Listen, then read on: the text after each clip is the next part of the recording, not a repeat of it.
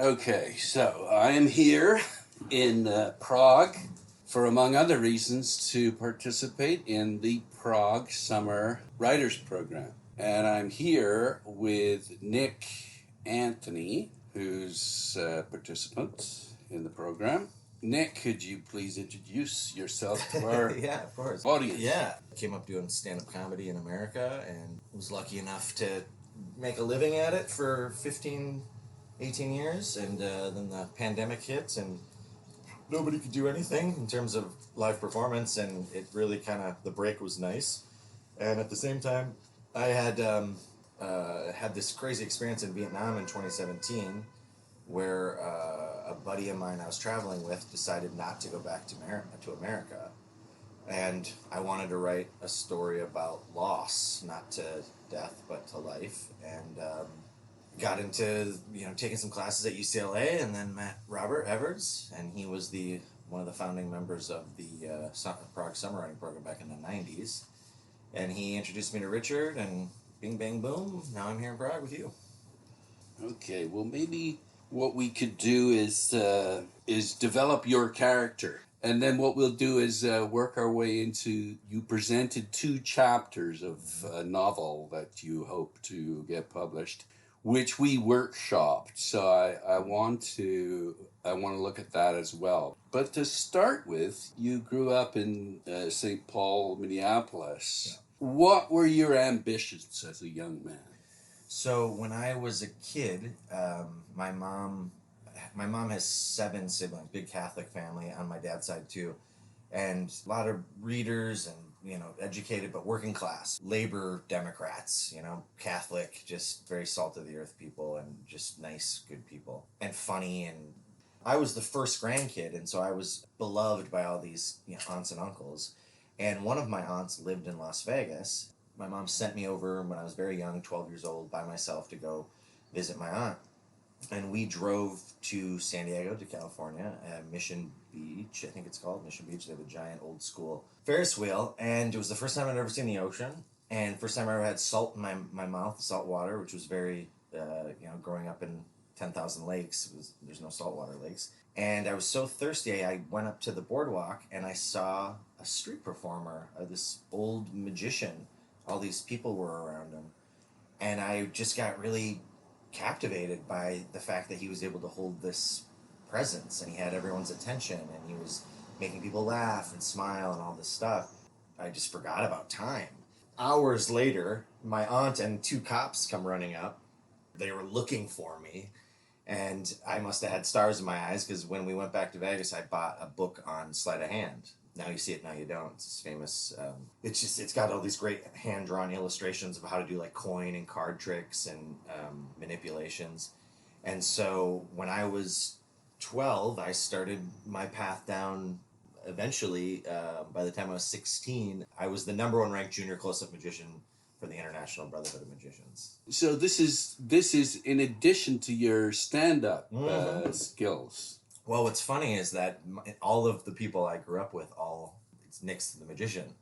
And then I had to get respect in the magic or in the comedy scene because everyone, I had an agent as a magician when I was like 18, and so I was making a lot. The comedians all hated me because I wasn't just doing comedy. I was like a middle-class stand-up comic where I, wasn't making a ton of money, but I was doing comedy for a living full-time.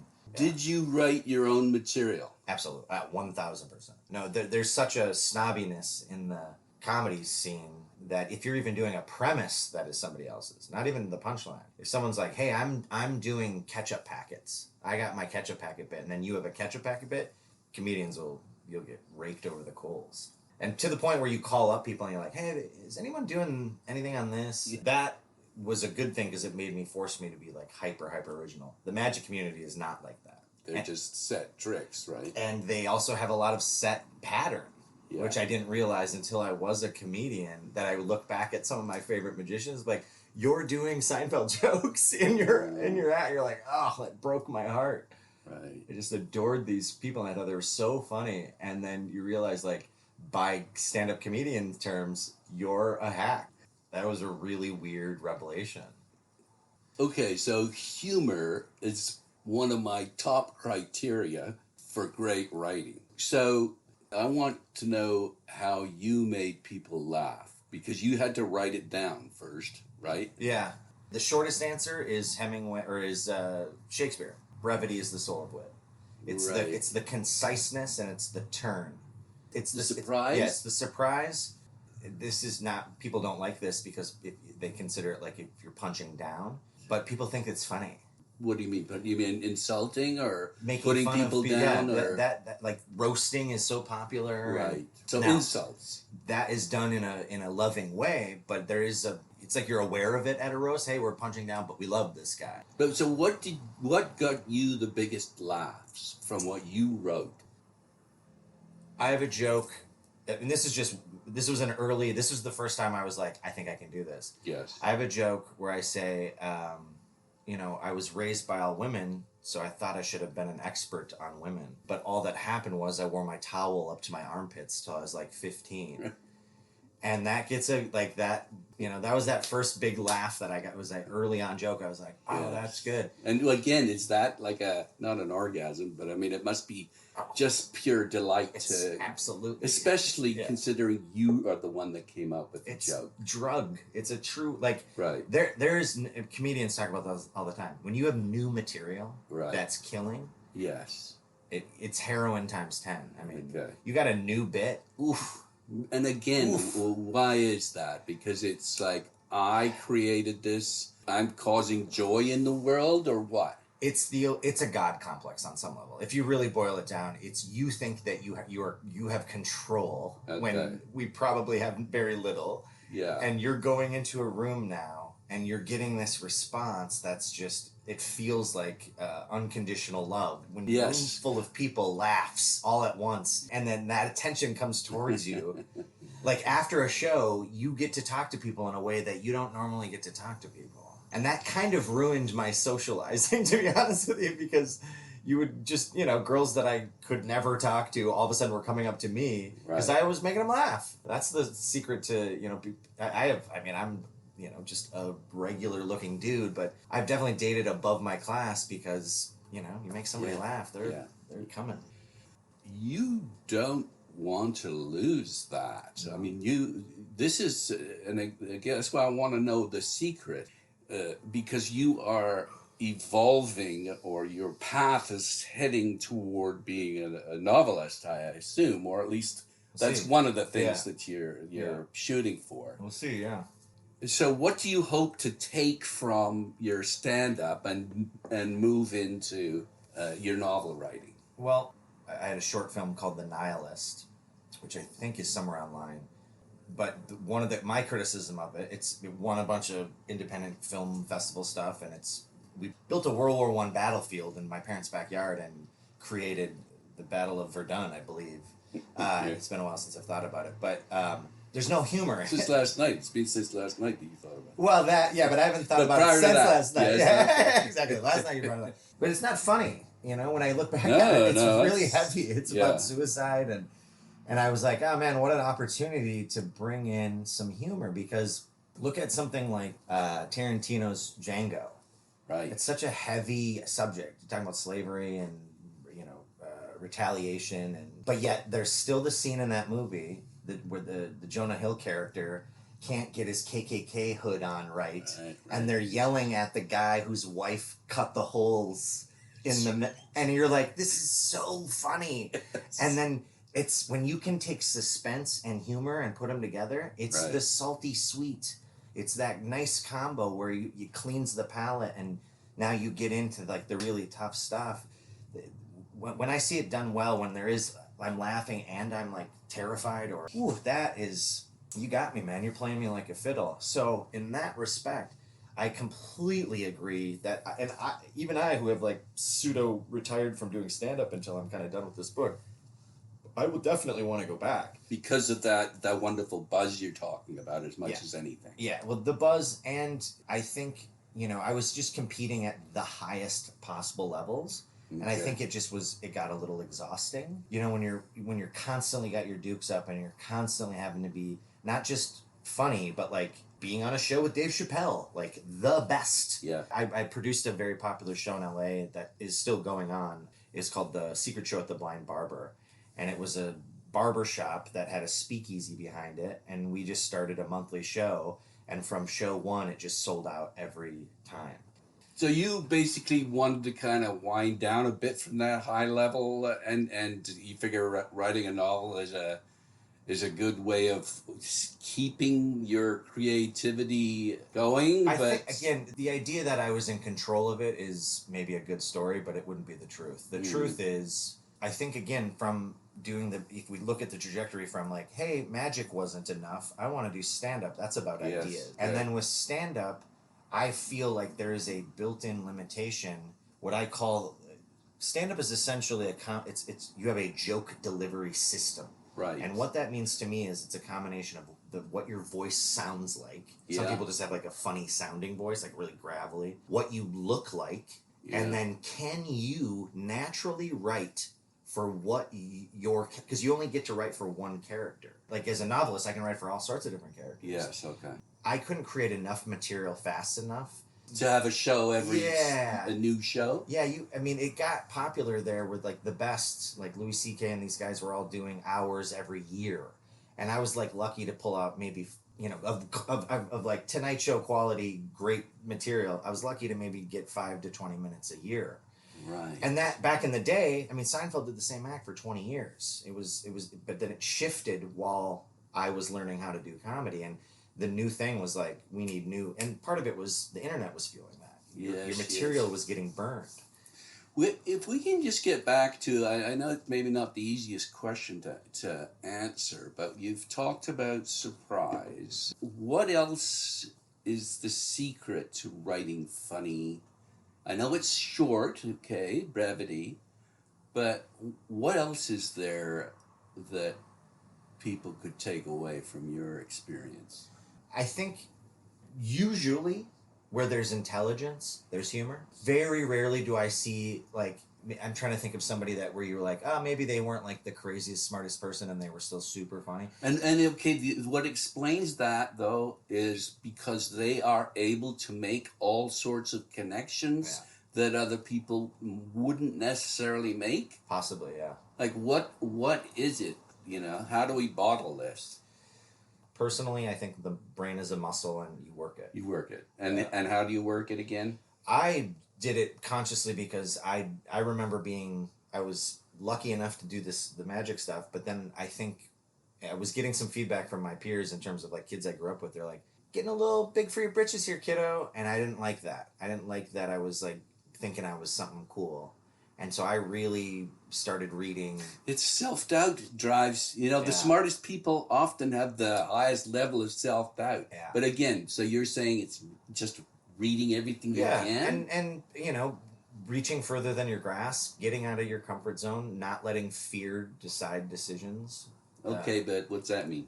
It means like if you truly want it, like I don't know how many people have come up to me and said, I want to do stand-up comedy. Right. And then I'm like, well, have you ever just gotten on a stage and done it? And they'll say 99% of them will say no. But we're talking about writing here again, and the key behind it. So well, even how many, like if you talk to Robert and these guys, how many students have they had, and how many people just never finish their book? Right.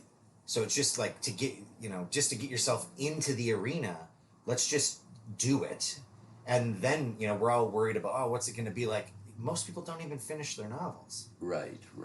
And that is, I know, when we think about all these finished works, well, there's a sea of books sitting on computer files that, either are terrible or they just needed to be developed, or even writing this book, I've had moments where it's tremendous doubt. There's tremendous As doubt. There should be. I mean, if in the end you get something good. Yes. But if you just... Well, and if it overwhelms you, obviously, that's... And it has come close at times. Yes, okay. Yeah.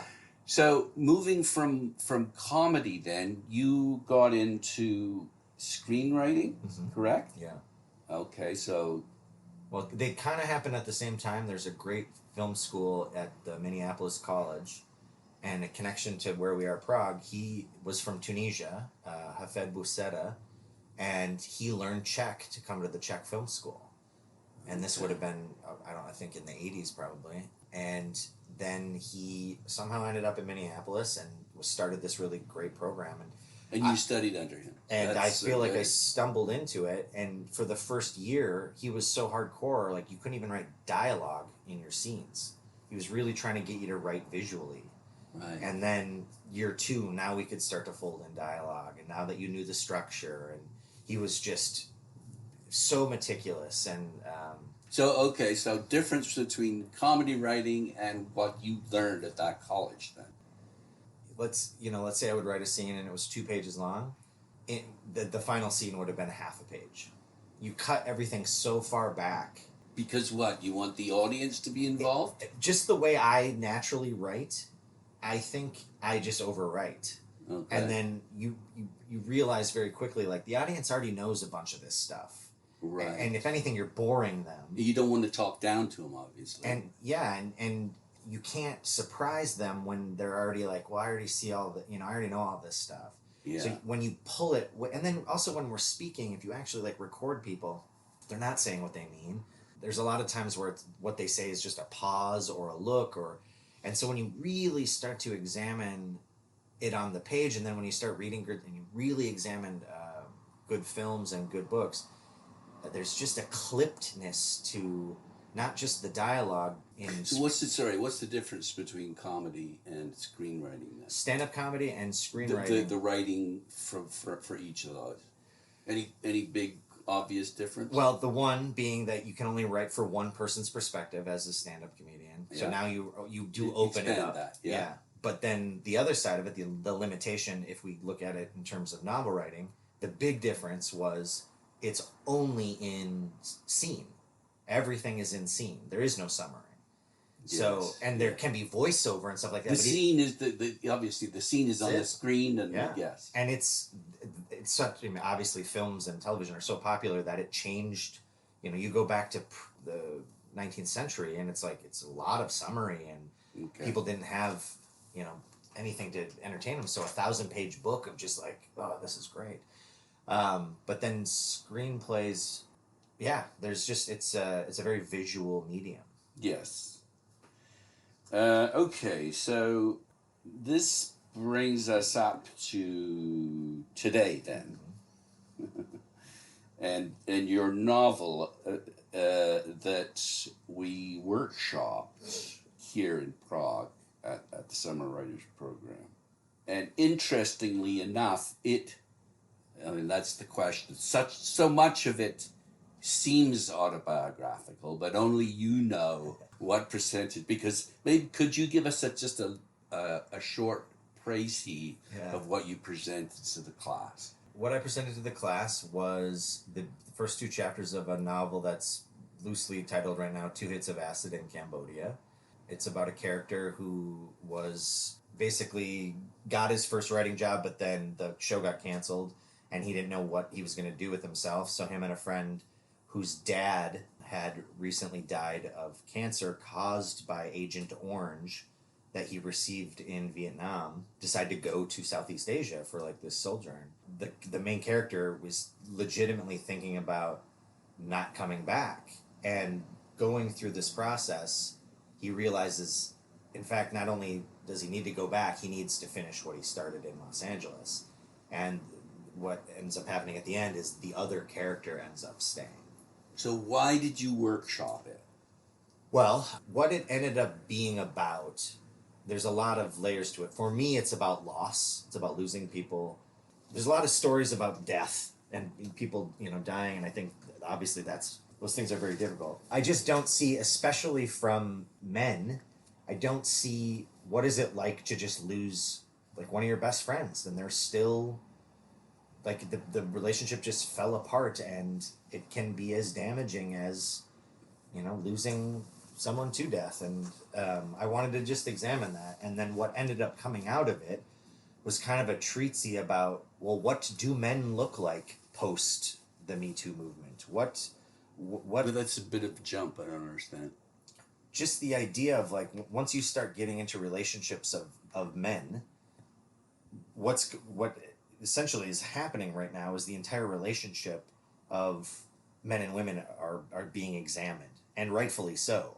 There was a tremendous amount of. Sorry. So why did you workshop this? Because I was diving into something that if I wasn't super sharp about it, I know it would fail. Well, why is that? I needed female perspective. I needed, You needed old white guy perspective, which you got from this direction, and you needed all of it. Yeah, you needed all of it. So, you wanted to kind of was it like a focus group? Is that how you see it? It's just learning. I mean, here's a very concrete example. This is something we take for granted when we talk, but like I'm at an age where if I date somebody who's my age, I would still call them my girlfriend. And you would say, oh, I met this girl. If I write that down, if I call a 38-year-old woman a girl in fiction, you would get skewered. And so you have to write, even if they're 20, you have to say a woman in literature right now. That is the cost of entry of like just being, all right, here's another example. Women from like Asian American women have told me, this is just something I learned, they hate it when they're referred to, the color of their skin is referred to as something that is edible. Right. And that is now like a cliche that, just the idea of like, caramel or almond, it's this idea that they're being devoured. Like, and that was like, oh, wow. That was offensive. That they found that was something, and it's like it's almost like you're politically correcting your work here. Is that what you're talking about? I'm just trying not to step on the obvious landmines because I don't want to be politically correct, because the point of the story is that I'm actually eventually going to skewer what I think the culture thinks about sex.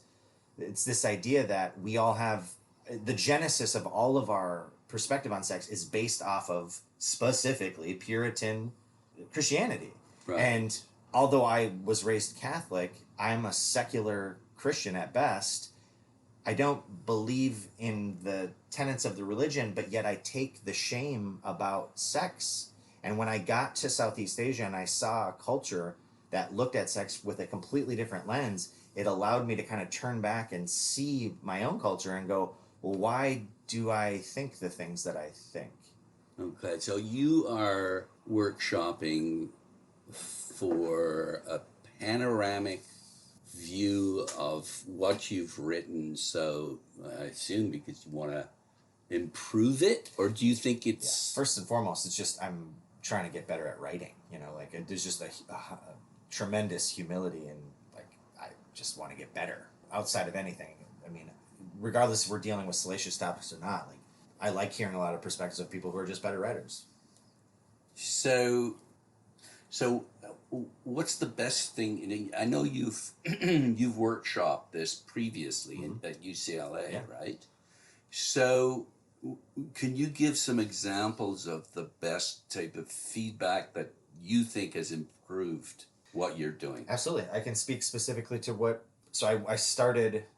just because I was like, oh, I don't want to start novel 1 because I'm like, I'm already a writer. I know how to write. So I just, out of ego, I guess, I started in novel 2, and then it goes up to novel 5, and then Robert's class is like it's a 9-month master class. So I did 2, 3, 4.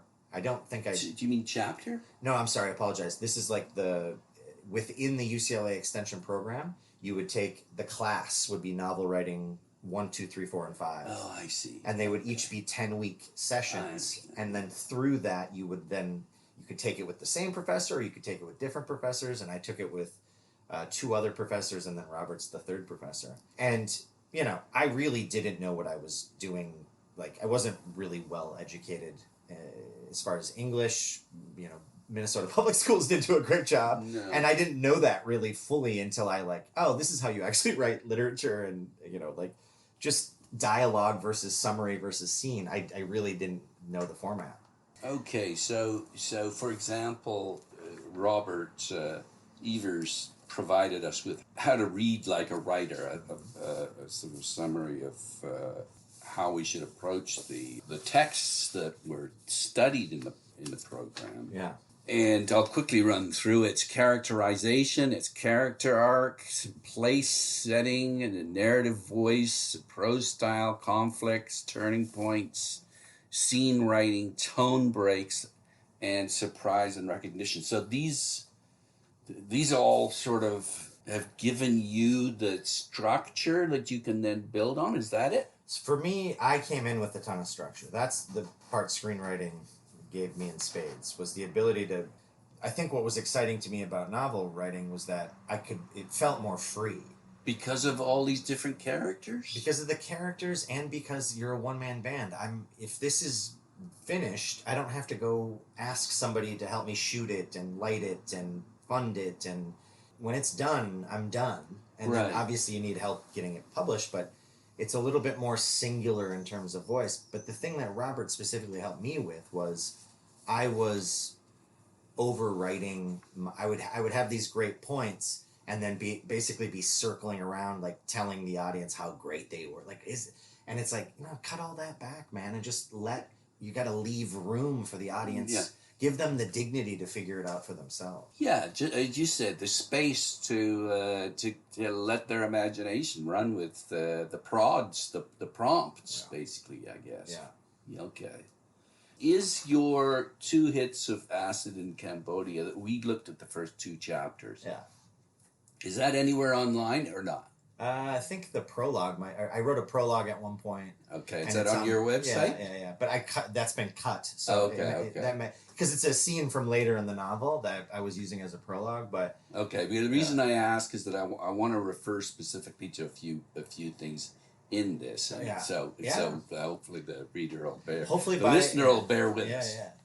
But to start with, you come out with and talking about loss. And I'm going to give you my workshop feedback here. I love it. And then you can react as the Absolutely, novelist. Yeah.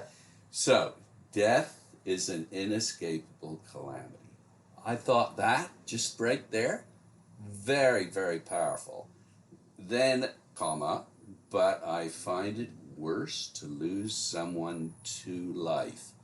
And I kind of jolted over the word to and thought, to life or in life? So me saying that, what are you going to do with that? Are you going to look at 2 some more, or are you going to say, you know what, I'm really happy with 2? I mean, so I'm assuming people can understand that the word calamity has been searched through for the exact specific. Should it be catastrophe? Should it be devastating? Should it be... I sent Richard a copy, and he's like, well, this is, I think the first time I had it was death is devastating, and the idea was that it was the turn. It was like I was saying something kind of plain, and then the idea was that I'm flipping the plane. But he goes, no, this just feels pedestrian. And I was like, I agreed with him. Okay. And so that's where I was like, well, what's a tastier way to describe this, and a more original way and that's going back to the comedian in me, like, what's no one else, especially with the and you don't line. Want to cliche that. Totally. There is a huge difference between coming up with a beautiful Oscar Wilde aphorism that's original. And personally, I love those. And I do too. If they're original, that's one of the reasons, along with humor, that I weed for. I mean, you go through all the books on my shelf, there's all those aphorisms are highlighted, and I love going back to them. Yes. Yeah. Okay. So the next sentence in this paragraph here that's the first paragraph, is the repercussions of a close friend walking away can needle your mind for years. I don't wish death upon a single soul, yet I appreciate the cleanness of his mercy. Now, as the reader, I disagree with that. Someone commits suicide, that stays with you every single day of the rest of your life. This is an argument that I'm kind of looking at and thinking, I'm engaged with that, which is what you would want, I would think. But I'm disagreeing with it, and I'm expecting you to argue with me. Is that how you were? Exactly. It's very confrontational. It's intentionally. Good. I'm trying to till the soil. And I went to high school with people who took their life, and I have close friends comedian friends, and it's stuff. Maybe not somebody like in my actual family, and maybe that would be different from my experience. I, was lucky enough to have my grandparents, all four of them, until I was like 35 years old. So I didn't deal with a lot of death. So Right. just my experience as a human, death wasn't as tragic for me. Yes. And so I think that potentially allowed, when I did lose someone, as I say, to life, it really walloped me because every day it felt, it's like, and I'm still figuring this out. So it's not like I don't want to pretend like I have it all organized, but there's just a couple of them that really stick in my craw. That's so interesting, isn't it? Like, you've put the material out. I'm bringing my experience to it, and it's different, obviously, quite a bit different than your experience you're bringing to the writing. You're not going to take my feedback in class and say, "Oh shit, I better change that," because this is what you firmly believe, and you are speaking about your take on life, on human nature. Well, the story's about action, right? And I'm still working this out. You start with the idea of like, this is what I think the theme is. Yeah. And then you start writing something, and it always changes. And by the end of it, you're like, oh, I thought the theme was this. And then once you actually see what physically happens in the story. So just like, if this happens, there's this famous thing that the South Park writers, you can Google they have a little speech that they do about how they plot. And if you're just plotting and then, it's boring. That's what boring books and movies are. Right. But if you're plotting, this happens, because this happens, then this happens, therefore this happens, they're reacting to each other. It's not just like you're on a mystery mind ride. It's like, oh, it was always going to go this way. Obviously, it still is that, but you provide the illusion that when you're reading it, this could go anywhere. And that's what I'm trying to go for. And I think why people are so excited about that is because what stories are is you're watching how other people solve problems. Right. So that theoretically can help you in your life? That's how we pass information to the next generation. Right. How did you guys handle when you got broken up with? Oh, here's how I'm going to give you That's how I read, but another one in our workshop, another participant, looks for ambiguity. So you're trying to provide a lesson, are you? It's didactic, if I'm being completely honest, and that can borderline on propaganda if you're not careful, But I'm not interested in, at the end of the day, I want it to be self-evident. I guess if you really pin me down, I do believe in capital T truths. Sorry? Capital T truths. I do believe in... Yes. That's why I'm enjoying it, but I'm disagreeing with you too, which is half your readers may agree with you, the other half, but at least they're engaged. Is that it? Yes. And the other side of this is, hopefully, God willing, I get this thing published. By the time you actually read the version that's published, that theme may be more subtle or it may be edited out. I don't know.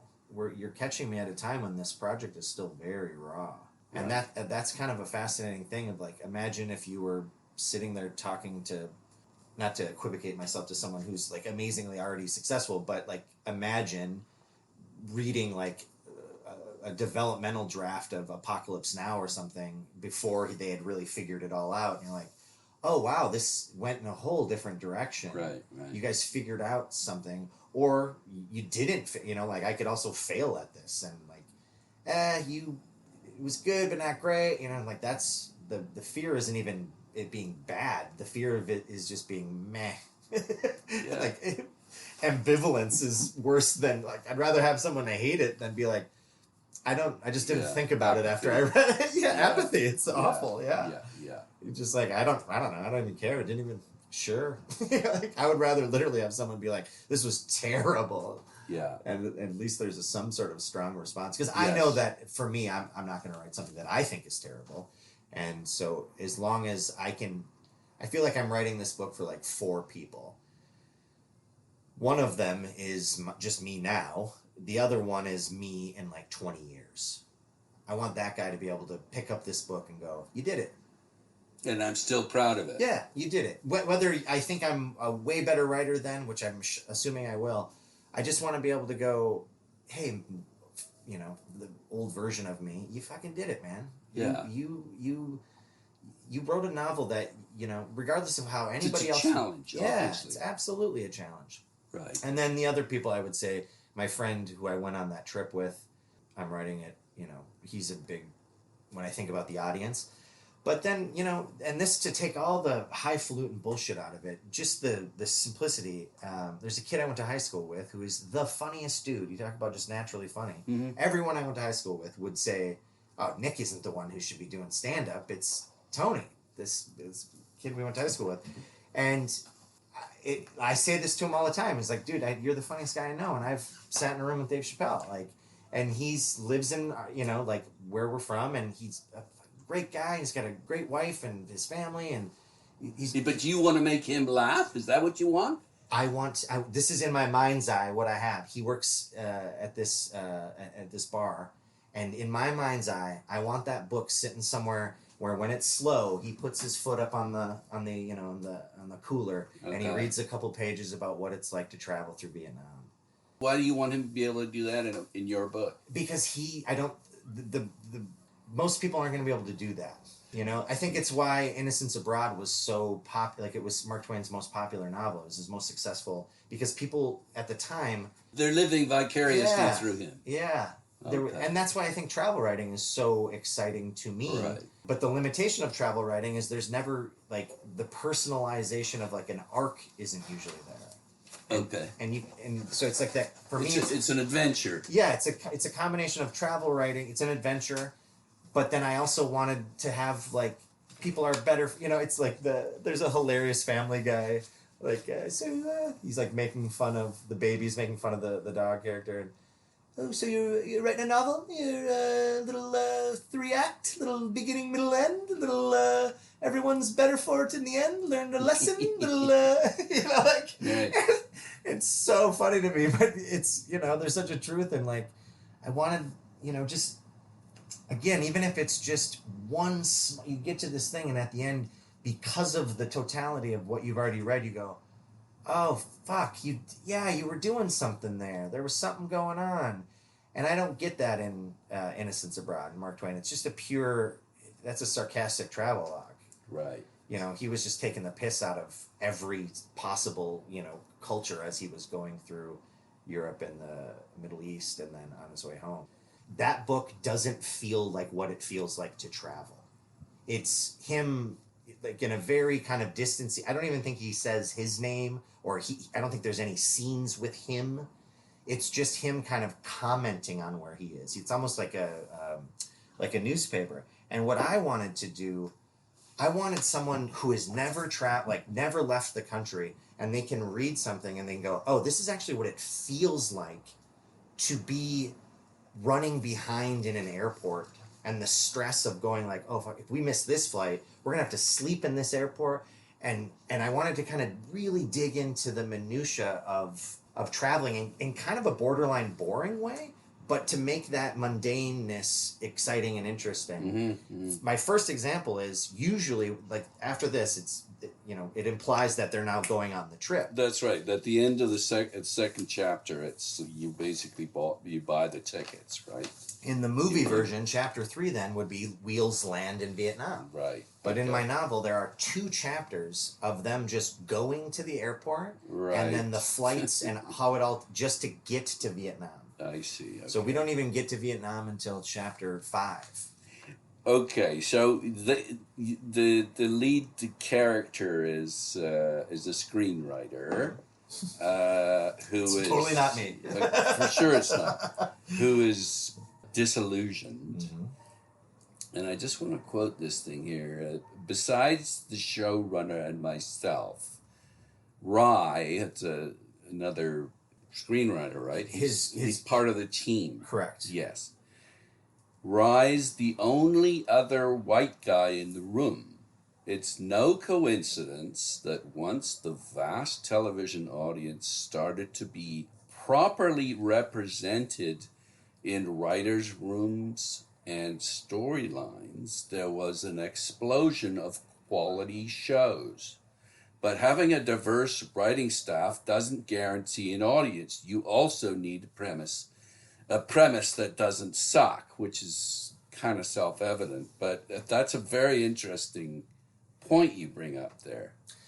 Yeah, and that's new. That this came within the last couple of months of, people being like, well, specifically people asking me like, well, what are the races of the people in this writer's room? Like, you have to, this is a huge conversation you're not having. That's a positive comment you just made there about diversity enabling quality programming. Yeah, I support the diversity. I want Yes. to see the explosion of different voices, and I want there that to... haven't been there before. Correct. But the premise, for me, I think I'm saying by not saying it, is the only reason these two white guys are on the staff is because they were asked to be a paper team. So that means that in order for them to get a staff writing job, Right. They each get paid 50% less. And everyone else on the writing staff is someone of color or a woman. And I'm dancing on a real tight line there of like, that there is something very true about that in this diversity push.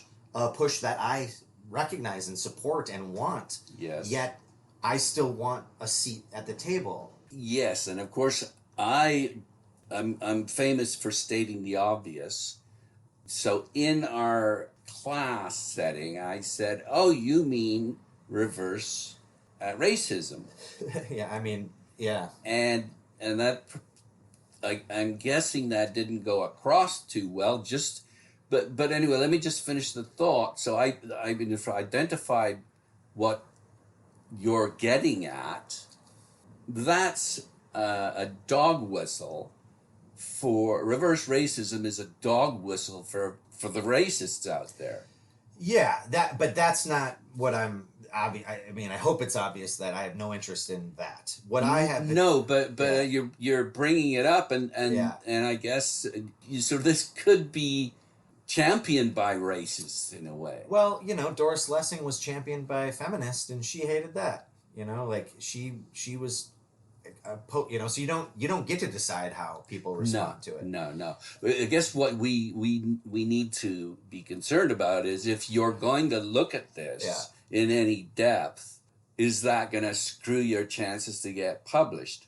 Well, I hope that there's somebody out there with some stones who, to me, it was a necessary correction. People who looked like me were awful to people who didn't look like me for the last, 2,000 years, let's just say. And there needs to be a correction. There were tremendous misogyny, and we needed to change things. There needed to be social reform. And I agree with all of that social reform. It's just now fascinating that in the book, that scene where he goes, if you were at least bisexual, I could help you get a job right now. But that's what the agent says. Yeah, yes. But I don't. He says he didn't have the bandwidth to introduce a new writer around town, and if I'm being totally honest, I'm not sure how many new straight white male writers are getting staff these days. Trying to be funny, he said, if you told me you were at least bisexual, I could work with that. And, that's something that some people are just not going to want to hear. They're going to be like, hey, white guys had it so good for so long, now the pendulum has to go the other way. And I want that pendulum to be there. I agree there has been I don't even have to agree, it's obvious that there's, the writers' rooms have been predominantly probably straight white males, yeah.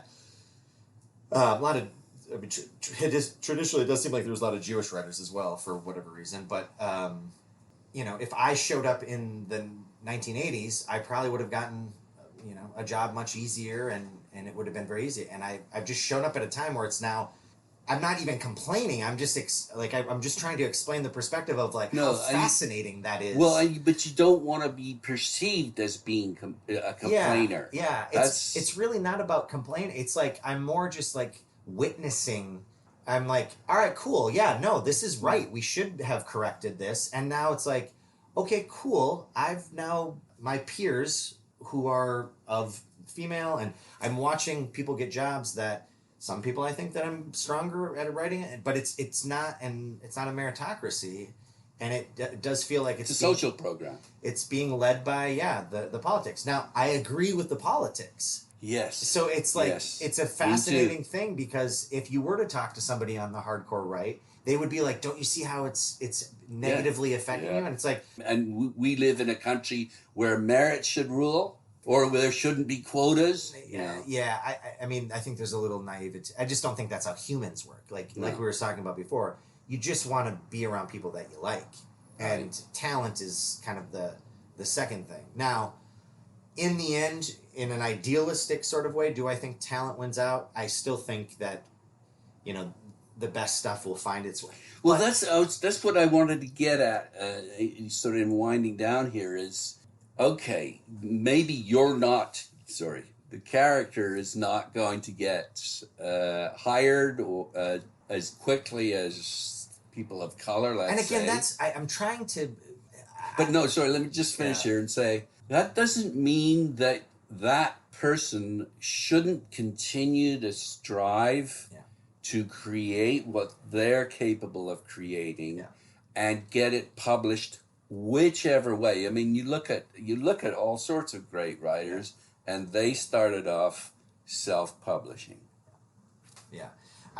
This has always been hard. It's always been difficult. It's always a tough thing. It's just coming from very working class with, very secular, no access to power or money, I obviously understand that the systemic racism in this country and all of, I've educated myself, in a way that I've become aware of things that I just didn't when I was younger, and grew up in a very homophobic place, and things that I look back on, I'm just borderline. I mean, it's disgusting, some of that stuff. All of it's disgusting. But it's what is his name? Martin Heidegger. He had this concept of thrownness, meaning no one picked any of this. Right. I didn't pick being born Who in Minnesota. you were born to, I didn't pick any of this. Yeah. I recognize that there's the privileges.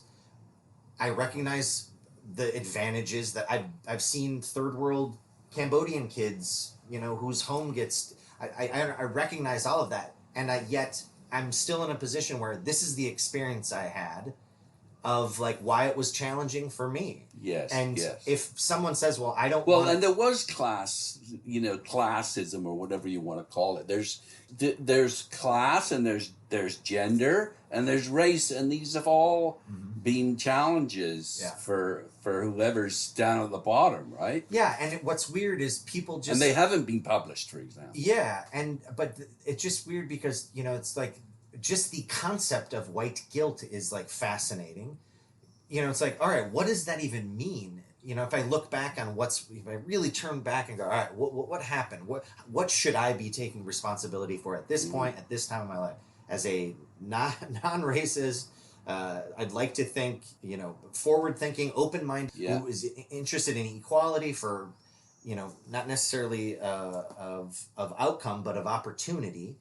And my grandparents are Catholic Italians who came here or not my grandparents, my relatives, probably my great-great-great-grandparents, were Italian immigrants who, when they came to America, there's tremendous racism. Yeah, I was going to say, they're treated like shit. And just like the Irish were. Correct. And that's changed, obviously. And it takes time, though. And that's what's happening. And I think if people don't have any understanding of, just the Protestants and the Catholics and how that all was... I mean, in England and Ireland, all of it, it was in our country was built by Puritans, by Protestants. And I'm trying to say this in a way that seems so obvious to me. The issue in this country isn't straight white males. It's straight white males who are oppressively religious and who come from generational wealth. George Washington was the Bill Gates he was so wealthy. And he was designing this country for people like him, for Anglo-Saxon, the waspier. My family was not that, and yet that's kind of been lost over time. And people are just like, well, white people have all this advantage. You're like, white people with tremendous amount of money and who are buying into these religious ideas that, and again, not to say that the experience of being black in America isn't way harder than being white. I'm not. It's 3 times more likely to be shot by a cop if you're black. The redlining. There's so many things that systemically are awful in this country towards women, and how the Europeans just destroyed the Native American population. There's so many things that are awful, and the thing that I think that we now at this point right now today, even middle class or upper middle class, the white people need to recognize or should recognize that if of any race, we're all in the same bucket at that point. From this point moving forward, that's how this is going to get better. Not by saying like, oh, there's all this, we should be thinking about ourselves as different. And I live in a black neighborhood in LA, and it's like, it's just, people are people at some point, and it's going to take a while to get to that totally point. And maybe I'm being naive, and maybe, but is this what you want to get at in your novel? I want to talk about some of, we'll see how much of this comes out, but okay, so where are we in the trajectory of finished manuscript? Full second draft. Give me a time frame. When's your goal to get this? Well, I mean, if we can stop going to Hemingway bar and having cocktails until however late at night, the goal is to write here and finish a draft. I'd like to finish a third draft. My buddy who I left in Vietnam, he is in Bali now, so I'm headed to Bali after the program, and I'd like to send him a version of the book that he can read, so that when I get to Bali, we can sit down and have some like real conversations about, where we think the story should go. But your objective is to get this conversation on the page in a novel. Yeah. And what's the lesson? The lesson for me, and again, these are little bite-sized nuggets now that potentially may be cut or maybe layered in a way where somebody's like, I didn't get that at all. But for me, it's the two concepts of, if you want to be great, you have to learn how to finish. And sometimes the greatest friendships don't always last. And that doesn't mean that either people are bad. It's just sometimes you have to learn how to accept loss. And that is something that I haven't had an easy time with. And through that, there's an examination of masculinity in the 21st century. So this is not a major theme that we've been talking about? Look, I can only write from my perspective. And from my perspective, as a straight white male who was raised by incredibly liberal, incredibly sensitive women who were educated and who wanted to make a sweet, curious young man and put him into the world. And then when he got into that world, he was told that, the patriarchy and all this stuff, and it's like, all that stuff is true, but where do I fit into that? As somebody who agrees with these my politics are very liberal, yet I guess to me, what we needed to correct with, like, let's say the Me Too movement was there was a lack of transparency on what was happening. So I hope that these are characters that in the 21st century, not just women, but men can maybe, this would be a very high, I don't even know, just the idea of like, what does a good man look like moving forward? Like, and still a man though. Not a neutered, not a placating, like, you're still a fucking man. You still have opinions, you still enjoy sex, you still enjoy, that there's darkness in you and there's all this stuff, but how do you move forward now in this environment? And in this environment. And I think I was naturally taught, being raised by so much feminine energy, the idea of consent and the idea of treating people with respect. And I also didn't have any weird, like, you never know what, like, I have to imagine Harvey Weinstein, something happened to him when he was a kid to make him like that. Yeah. I didn't have that stuff, so it was easy for me to treat women with respect. And from my perspective, and this is just me being a sensitive kid who's had his heart ripped out of his chest a couple times, women have been very hard on me. And it's like, even just saying that out loud, people are like, I don't want to hear that. It's like, well, women, there's a toxicity to women as well that I would like to, and I want to have those conversations. Whether anyone else wants to have them or not is to be determined. But okay, so what's your pitch to the prospective publisher? Short pitch. I'm the publisher. Why should I publish this? Well, from a purely, like, I haven't put that hat on fully yet. No. Because I'm letting myself just be artistic about it. Okay. But if we were to purely think about it from like, if I was just the marketing just you've got some important messages for the world. So tell me why I should publish that. To me, this, without saying it, I hope that I'm showing a version of these men that we could potentially move toward. Okay. Any publisher that's listening to this that has the cojones to move ahead with this. Yeah. The thing is, too, it's got to sell. Totally. So. But that title. 2 hits of acid in Cambodia.